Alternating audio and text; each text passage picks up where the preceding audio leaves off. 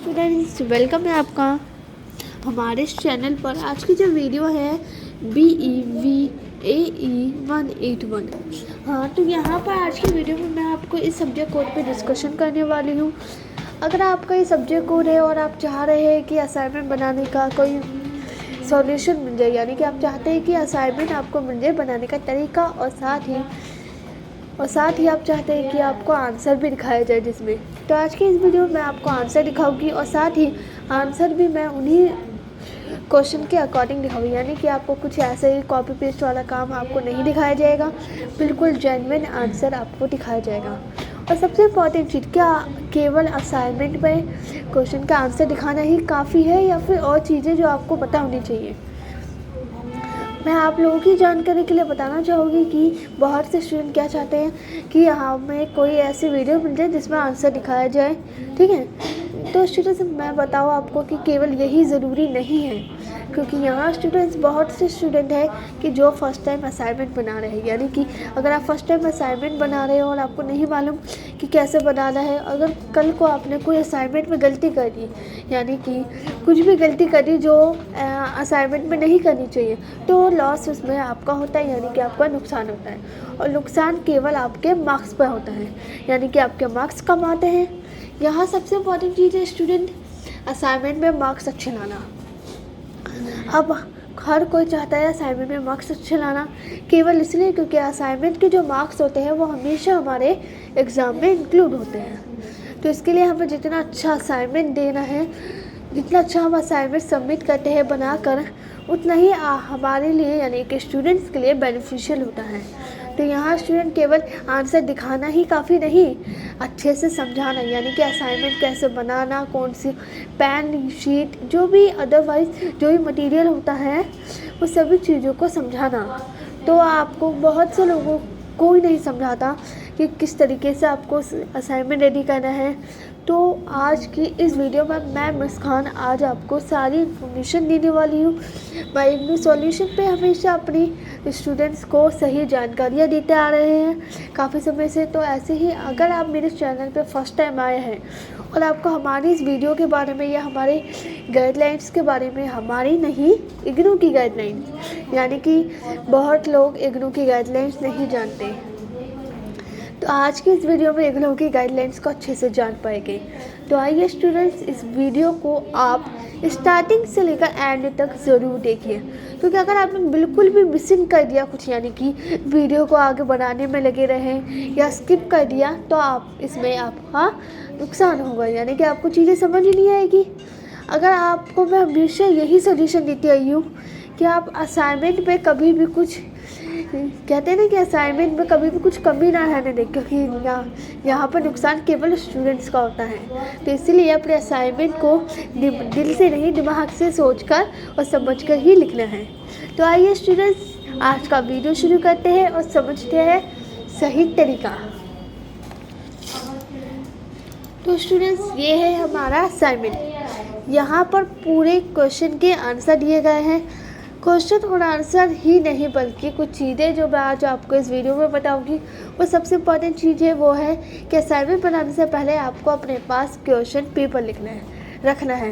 क्योंकि अगर आप किसी भी वीडियो को लेकर अपने असाइनमेंट बनाते हैं और कल को आपके पास क्वेश्चन पेपर नहीं हुआ और आपने कोई गलत क्वेश्चन पेपर या फिर वीडियो को देखकर आपने असाइनमेंट बनाना शुरू करो और आपको गलत हो गया, तो इसके लिए सबसे इम्पॉर्टेंट चीज़ है वो है आपका क्वेश्चन पेपर। वैसे यहाँ पर आपको आपके क्वेश्चन पेपर के अकॉर्डिंग ही क्वेश्चन के आंसर दिए हैं, यहाँ पर कोई दिक्कत की बात नहीं है। मैंने बहुत लोगों की वीडियोस देखी है और बहुत लोगों के स्टूडेंट्स के मुंह से मैंने ये सुना भी है। लोग मुझे बताते हैं कि मैम, हमने असाइनमेंट बना लिया बिना क्वेश्चन पेपर देखे और हमने आंसर क्वेश्चन लिखना शुरू कर दिया और लास्ट में पता चलता है ये हमारा क्वेश्चन पेपर ही नहीं था। इसलिए मैं सबसे पहले आपको यही बताऊंगी, क्वेश्चन पेपर को डाउनलोड करें और फिर शुरू करें। तो यहाँ स्टूडेंट, क्वेश्चन पेपर डाउनलोड करने के बाद आपकी बात आती है शीट की। यहाँ शीट आप केवल वाइट शीट लें, लाइनिंग वाली, ठीक है, जिसमें ना कि किसी प्रकार का डिज़ाइन होगा, ना कोई कलर होगा, मतलब सिंपल रखनी है अपनी शीट। हाँ, तो यहाँ आपने शीट भी रख लिया और आपको केवल ब्लैक और ब्लू पेन का यूज़ करना है, यानी कि कोई अलग पेन का यूज़ नहीं करना, ये चीज़ें बिल्कुल नहीं करनी है। मार्क्स अच्छे चाहते हो ना, तो इन सभी चीज़ों को इग्नोर करना पड़ेगा।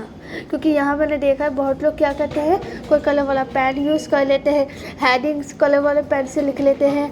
तो ऐसा नहीं करना। हाँ, ब्लैक पेन स्केच को यूज़ कर सकते हैं हेडिंग के लिए, बाकी कोई चीज़ें यूज़ ना करें। ठीक है, यहाँ समझ चुके हैं। और अब आंसर लिखने का तरीका। आंसर वैसे मैंने आपको बहुत अच्छे से यहाँ पर दिया गया है, तो इस हिसाब से आप यहाँ से आंसर लिखिए। अगर जिन भी स्टूडेंट्स का कोई अलग सब्जेक्ट कोड है और वो चाहते हैं असाइनमेंट्स के लिए आंसर समझ नहीं आ रहा कैसे लिखना है, तो यहाँ पर आपकी सबसे पहले चीज़ होती है, अगर आपका काफ़ी लॉन्ग वर्ड्स में आंसर लिखना है, यानी 500 वर्ड्स में आंसर लिखना है, तो मैं आपको ये सजेशन दूँगी, सबसे पहले आपका होगा इंट्रोडक्शन, और फिर आपका बीच का कंटेंट यानी बॉडी, देन इसके बाद होता है कंक्लूज़न। ये 3 चीज़ें हर क्वेश्चन में आपको लिखनी ही हैं। अगर आपका शॉर्ट नोट है, यानी कि शॉर्ट क्वेश्चन है, कम वर्ड्स में है, तो आपको क्या करना है, वो एक पैराग्राफ की तरह। तो यही चीज़ें हैं स्टूडेंट्स, तो इन सभी चीज़ों को ध्यान में रखना बेहद ज़रूरी है। केवल वीडियो में आपको आंसर दिखा दिया जाए वही आपके लिए काफ़ी नहीं होता। चीज़ें मेन होती हैं गाइडलाइंस, जो अच्छे से आपको गाइड करता है, समझाता है, वो चीज़ें ज़्यादा ज़रूरी होती हैं। क्योंकि यहाँ पर अगर हमें जिसके बारे में इन्फॉर्मेशन ही नहीं है, कोई जानकारी नहीं है, नॉलेज नहीं है, तो क्या हम कुछ चीज़ कर पाएंगे? नहीं। इसलिए पहले आपको असाइनमेंट के बारे में जानना बेहद ज़रूरी है। इसके बाद तो आप आराम से असाइनमेंट खुद लिख पाएंगे। तो यहाँ आंसर का तरीका समझ गए कि कैसा आंसर लिखना है। फिर इसके बाद आप मतलब जितने भी क्वेश्चन है आपके सभी के आंसर ऐसे लिखने हैं। बाकी शॉर्ट नोट का भी समझ गए, पैराग्राफ की तरह लिख सकते हैं।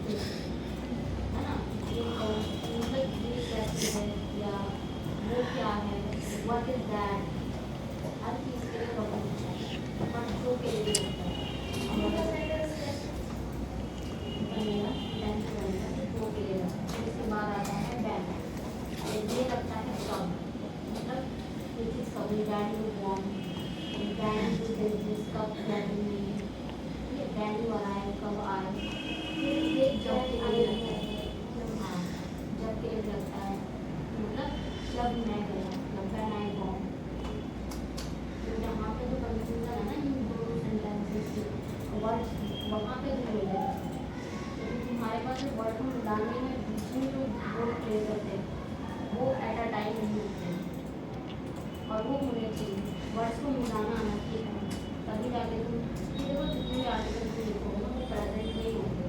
ज़्यादा कुछ इसमें तुम्हें टेंसेस में करना नहीं होता। टेंसेस का यूज वहाँ होता है जहाँ पर तुम स्पीक करते हैं, मतलब लिखते तो या तो प्रेजेंट में होता है या तो पास्ट में।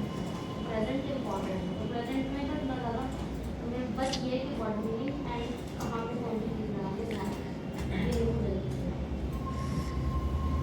आपको मिली।